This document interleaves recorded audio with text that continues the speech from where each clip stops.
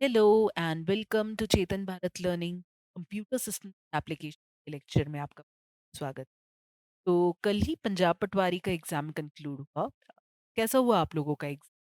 Hope it went well. जो computer systems and applications का section था एटलीस्ट, वो तो मैंने देखा कि काफ़ी स्ट्रेट फॉरवर्ड था। तो अगर आपने लेक्चर्स देखे हैं, नोट्स पढ़े हैं या लेक्चर्स बहुत ऊपर ऊपर से भी देखे हैं, तो आई थिंक आप सारे क्वेश्चंस ही एक तरीके से अटेम्प्ट कर सकते। तो विदाउट फर्दर एडो हम स्टार्ट करते। Okay, the first question is which symbol is used in MS Excel to begin a formula or a function? तो जब हम एक्सेल का लेक्चर पढ़ रहे थे तो तब हमने देखा था, कुछ सिंबल्स देखे थे। ठीक है। एक तो हमने दो सिंबल्स का यूज देखा था। एक तो हमने देखा था इक्वल टू। ठीक है। इक्वल टू जो है,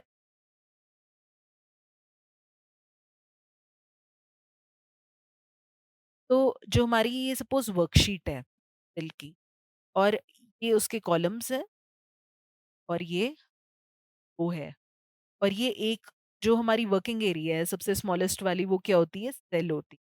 और इसके एड्रेसेस हमने देखे थे कि ये रो के नंबर हम 1 2 से करते हैं, 1 2 3 4, एंड कॉलम के नाम हमारे A 1 2 ABCD करके, है ना? तो अगर मुझे किसी भी सेल को यूनिकली एड्रेस करना है तो A1, जैसे अगर इस सेल को करना है तो A1 करके उसका नाम, राइट? तो अब सपोज मुझे इस वाली सेल में, और यहाँ पे मेरा एक फॉर्मूला बार होता है ना, यहाँ पे जो भी यहाँ टाइप किया होता है उसकी डिस्क्रिप्शन आती है, अगर आपको याद। तो अगर मुझे इस वाली सेल में दो नंबर्स का सम ऐड करना है, लेट्स से मैं चाहती हूँ कि 1 और C1 में जो वैल्यूज हैं उनकी वैल्यूज में ऐड करके दिखाना चाहती हूँ, तो मैं यहाँ पे उसको कैसे टाइप करूँ?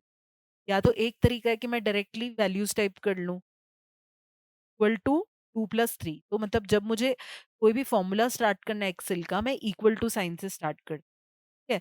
तो इक्वल टू 2 + और नॉर्मली मैथ्स में भी हमने देखा है, कभी भी कोई भी फॉर्मूला लिखते हैं 2 + 3 = 5, इस तरीके से लिखते हैं ना। तो जो भी फॉर्मूला है, कुछ भी रिटर्न रिजल्ट रिटर्न करता है, तो वो स्टार्ट इक्वल टू से होगा, वो थोड़ा लॉजिकल भी है। तो अगर आपको नहीं भी पता था तो भी आप इसको लॉजिकली काइंड ऑफ कर सकते। तो इक्वल टू से आप स्टार्ट कर सकते हैं। तो अगर आपको अदरवाइज और क्या तरीका है लिखने का, अगर आपको B1 और C1 को ऐड करना है तो आप लिख सकते हैं इक्वल टू B1 + 1। तो यहाँ पे डायरेक्टली उसका रिजल्ट डिस्प्ले होगा और यहाँ पे आपको 1 और C1 दिखाई देगा, है ना? या आप कोई फंक्शन भी यूज कर सकते हैं, जैसे इक्वल टू सम, और आपने यहाँ पे बता दिया, रेंज बता दी कि आप कहाँ से कहाँ तक के नंबर्स ऐड करना चाहते हैं। तो इस तरीके से कोई भी फंक्शन या फॉर्मूला शुरू करने से पहले आप इक्वल टू साइन का यूज, तो इसका करेक्ट आंसर है ऑप्शन सी। अच्छा, बाकी ऑप्शंस की तरफ भी नजर डाल देते हैं। डॉलर साइन भी हमने लेक्चर में कवर किया था।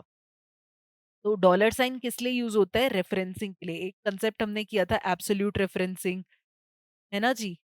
तो एक्चुअली अब जैसे मैंने ये फॉर्मूला टाइप किया, let's say equal to B1 + ठीक है। तो अगर मैं इनको कॉप कट करके, लेट्स से वैल्यू इसको कट करके यहाँ कहीं पेस्ट कर देती हूँ D1+, तो क्या होगा? अगर आपने सिंपली फॉर्मूला लिखा होगा तो फॉर्मूले के साथ में, मतलब आपने ये सेल्स के वैल्यूज कॉपी किए तो ये फॉर्मूला भी चेंज हो जाएगा। ठीक है। तो ये इसको कहते हैं रिलेटिव रेफरेंस। लेकिन अगर आप या रो के नाम के आगे या कॉलम के नाम के आगे डॉलर साइन लगा देंगे तो उसकी वैल्यू फिक्स्ड हो जाएगी। मतलब आपने हालांकि और कहीं फॉर्मूला को लगाने की कोशिश की, बट ये जो फॉर्मूला में वैल्यूज आएंगी, जो रोज या जिस कॉलम का नाम आ रहा है आपका वैल्यू में, वो चेंज नहीं होगा। तो उसको कहते हैं एब्सोल्यूट रेफरेंसिंग, और उसके लिए डॉलर साइन का यूज होता है, अगर आपको याद आ रहा हो। ठीक है। तो डॉलर साइन इस चीज के लिए यूज होती है। एट द रेट भी किसी रो या किसी कॉलम का नाम बताने के लिए बेसिकली यूज होता है। तो उसको कुछ कहते हैं स्ट्रक्चरल रेफरेंसिंग करके कहते हैं। ये काफी एडवांस्ड है, इसको पढ़ने की ज्यादा जरूरत नहीं है, बस नाम याद रख लो कभी।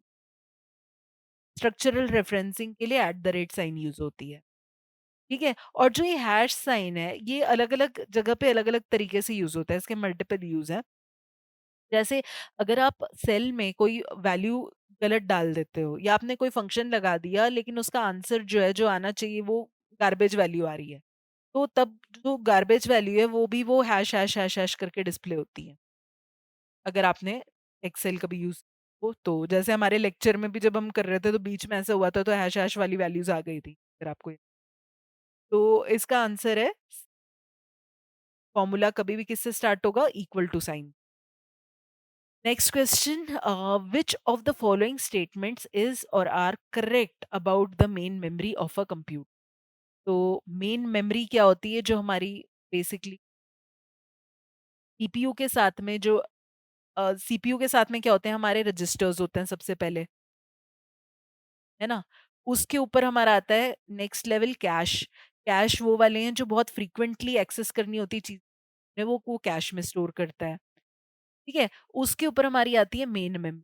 मेन मेमोरी में क्या होता है हमारा? रैम। ठीक है? रैम हो गया, रोम हो गया, ये हमारी मेन, बट ज़्यादातर रैम ही होता है, रोम तो का बहुत छोटा-सा फंक्शन। ठीक है जी। और उसके ऊपर जो मेमोरी हायरार्की में नेक्स्ट जो हमारा आता है, ठीक है? ये आता है सेकेंडरी स्टोरेज, जो हमारी हार्ड डिस्क होती है कंप्यूटर में वो, राइट? तो ये हमारी मेमोरी हायरार्की, राइट? तो अब ये लेवल तक जो डेटा होता है यहाँ पे, ये ना अगर इसको पावर सप्लाई ऑफ हो जाए तो डेटा उड़ जाता है। जैसा हमने डिस्कस भी किया था, मेन मेमोरी और सेकेंडरी स्टोरेज में डिफरेंसेस है। जो मेन मेमोरी है इसको अगर आप पावर सप्लाई जैसी चली जाएगी तो उसमें जो भी डेटा स्टोर्ड है वो उड़ जाएगा, जो रैम में स्टोर्ड है बेसिक रैंडम एक्सेस। तो पावर सप्लाई ऑफ होते बराबर उसका पावर उड़ जाना है। तो फर्स्ट स्टेटमेंट हमारा जो है कि data gets lost from main memory when power is switched off, ये बिल्कुल ठीक है। ठीक है, अब बाकी स्टेटमेंट्स की और भी देख लेते हैं। Main memory is slower then secondary memory. तो अब जो मेमोरी की स्पीड है ना, ये हायरार्की में यहाँ से यहाँ स्लो होती है, इस डायरेक्शन में। तो सबसे फास्ट हमारे रजिस्टर्स होते हैं, उससे फास्ट हमारा कैश होता है, उससे फास्ट हमारी मेन मेमोरी होती है, और सबसे स्लो हमारी होती है सेकेंडरी में। ठीक है?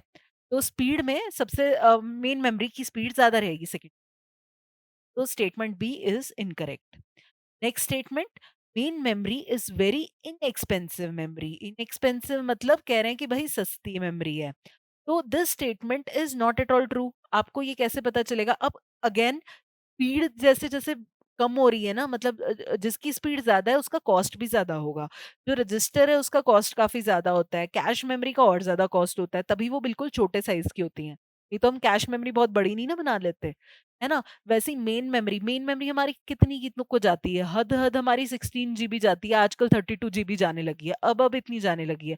एक टाइम होता था जब हमारी मेमोरी ऐसे 256 MB में चल रही होती थी। ठीक है? तो जो मेन मेमोरी है वो हमारी रिलेटिवली एक्सपेंसिव है। सेकेंडरी स्टोरेज के है वो 1 टीबी में भी जाता है आजकल।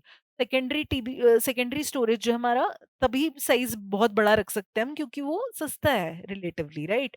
तो कॉस्ट भी जो है इस डायरेक्शन में कम होएगी। स्पीड इधर कम होगी और कॉस्ट भी इधर कम होगी। तो सेकेंडरी स्टोरेज जो है it is less expensive. Main memory less expensive नहीं है, मेन मेमोरी जो है वो ज्यादा महंगी है। तो इसीलिए इसका आंसर जो है A is correct. All of the above तो वैसे ही नहीं करेक्ट, क्योंकि बी और सी हमने एस्टैब्लिश कर लिया कि गलत है। ठीक है जी। Next question, which of the keyboard keys is used to change the case of characters from lower to upper? अच्छा, तो जो एस्केप की है, क्या उससे मैं स्मॉल ए को कैपिटल ए में कन्वर्ट कर सकती हूँ? नहीं। एस्केप की किस लिए यूज होता है? एग्जिट करने के लिए। नॉर्मली कोई बॉक्स आ रहा है या कोई डायलॉग बॉक्स आपके पास आ रहा है, उससे आपको एग्जिट करना है। ठीक है, तो उसके लिए आप एस्केप की का यूज करते हैं।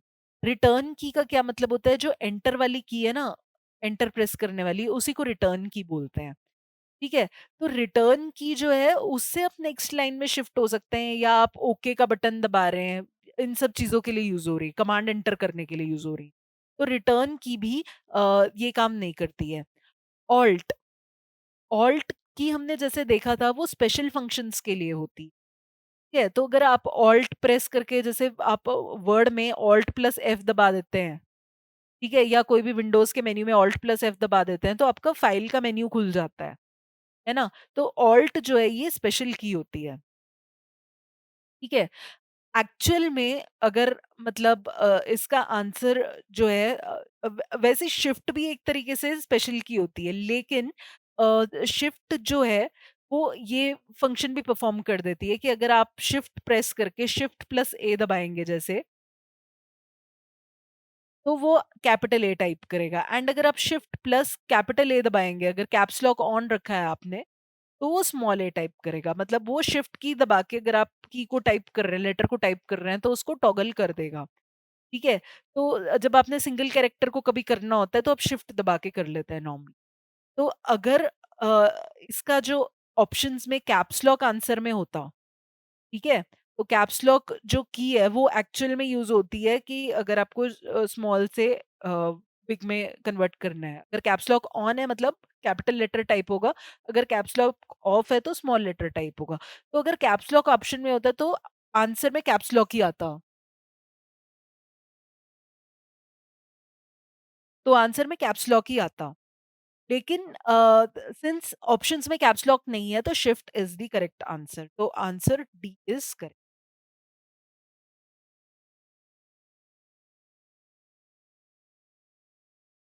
Question, which of the following shortcuts is used to search some text in a word document?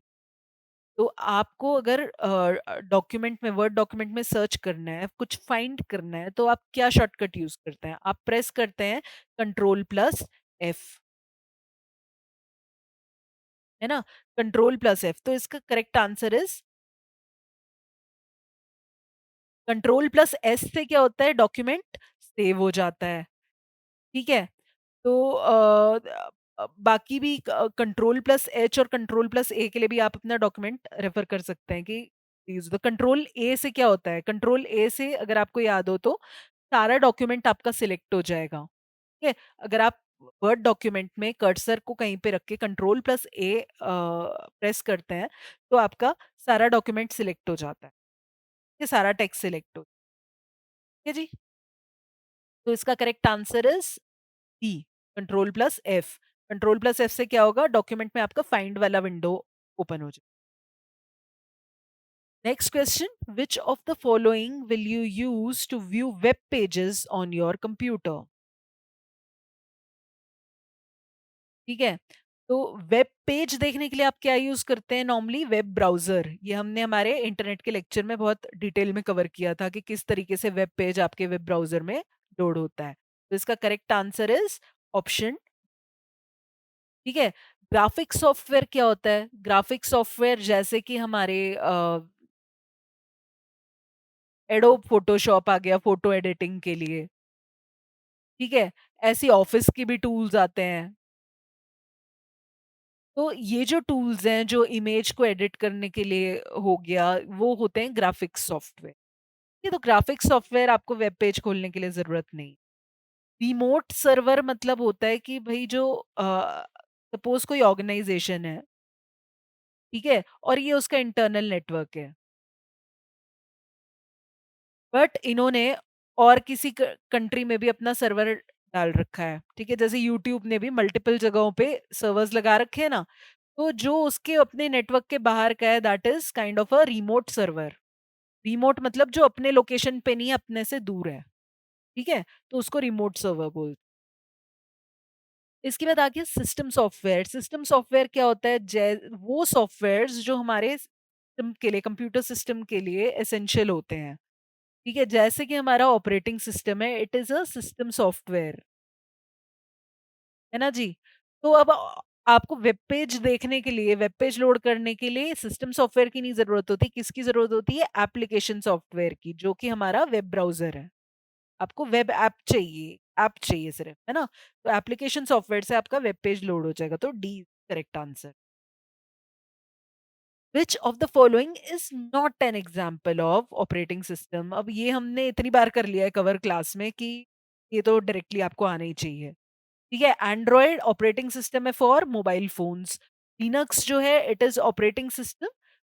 कैसा ऑपरेटिंग सिस्टम है? Operate open source operating system है। ठीक है। और ये शेल प्रोग्रामिंग इसकी काफी फेमस होती है, शेल पे बहुत चलता है, इसके जो कर्नल है लिनक्स का कर्नल काफी फेमस। एंड लिनक्स जो है उसी पे एंड्रॉयड बेस्ड है। ठीक है। नेक्स्ट आ गया माइक्रोसॉफ्ट विंडोज। विंडोज भी हमारा ऑपरेटिंग सिस्टम है, ठीक है ना। और एम एस ऑफिस एप्लीकेशंस है, एक्चुअली एप्लीकेशंस का स्यूट है। ठीक है, एप्लीकेशन सॉफ्टवेयर का स्वीट है। तो और इसमें क्या क्या चीजें आती है, बहुत सारे सॉफ्टवेयर हैं, जैसे वर्ड प्रोसेसिंग का सॉफ्टवेयर है, वैसे ही आपकी स्प्रेडशीट है एक्सेल के फॉर्म में, पावर पॉइंट है, और इवन डेटाबेस मैनेजमेंट के लिए आपके पास टूल है जिसको एमएस एक्सेस कहते हैं। ठीक है, तो ये सारे सॉफ्टवेयर जो है एक्सेस स्वीट, ये एमएस ऑफिस के स्वीट में आते हैं। तो एमएस ऑफिस के एप्लीकेशन सॉफ्टवेयर का स्वीट है, it's not an operating system. ये तो D is the correct answer. Next, portrait and landscape are example of. अच्छा, पहली चीज हम देख लेते हैं पेज साइज क्या होता है। पेज साइज हमने देखा था कि अलग अलग चीज होती है, जैसे स्टैंडर्ड पेज साइज जो हमारा क्या होता है, A4, जो हम रेगुलर यूज करते हैं नॉर्मल डॉक्यूमेंट्स में। उससे थोड़ा बड़ा जैसे आता है लीगल, आता है लीगल पेपर होता है, या let's say E5।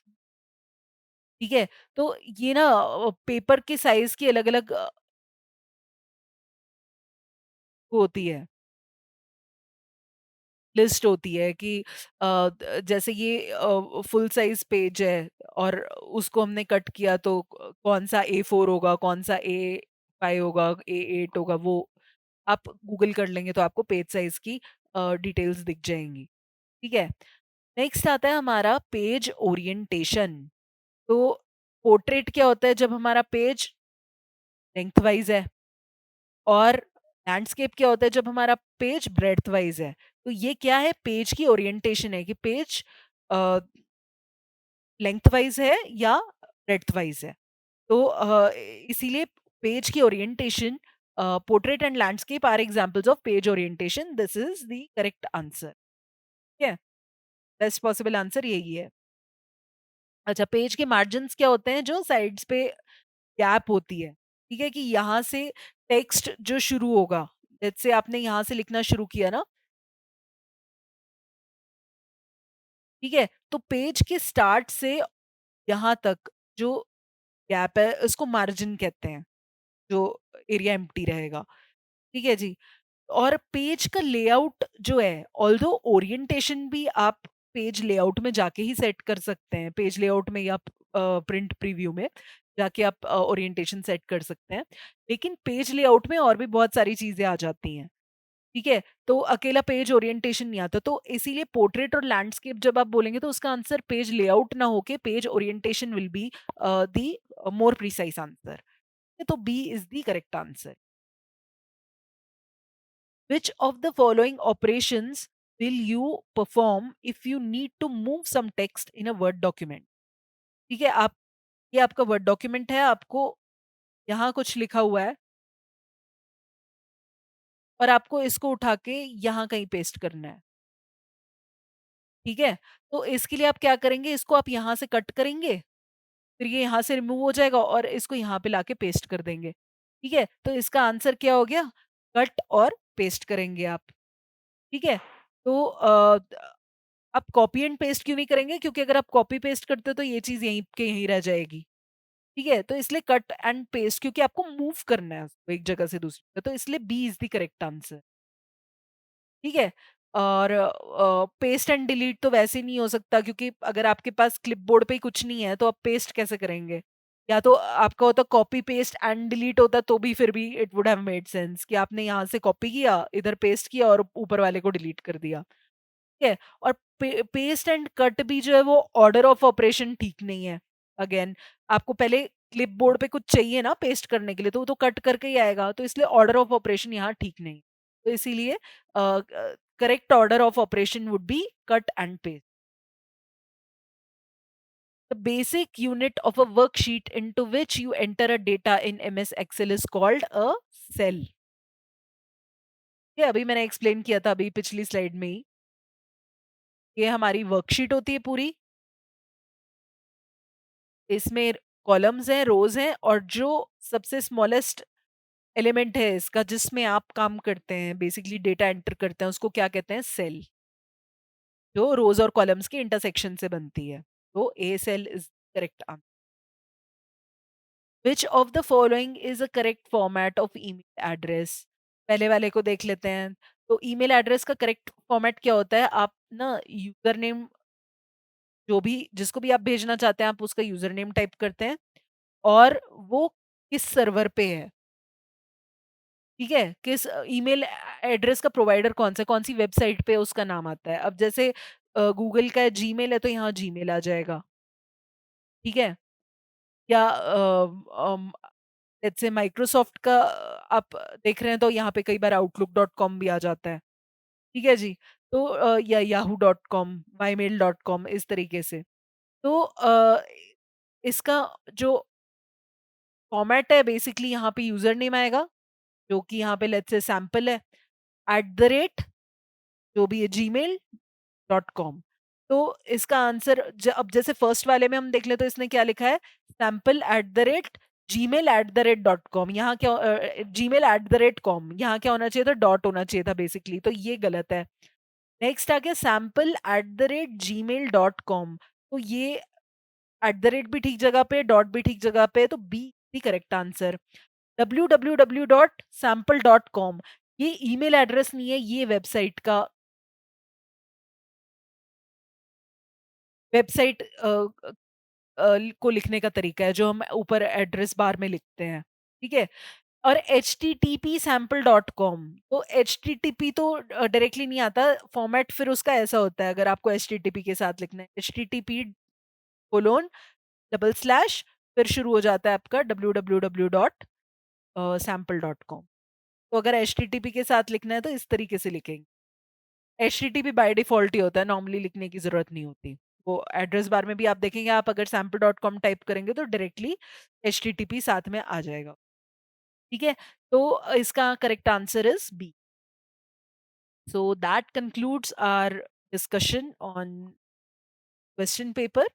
I hope you were able to answer majority of the questions, तो क्योंकि स्ट्रेट फॉरवर्ड ही पेपर था।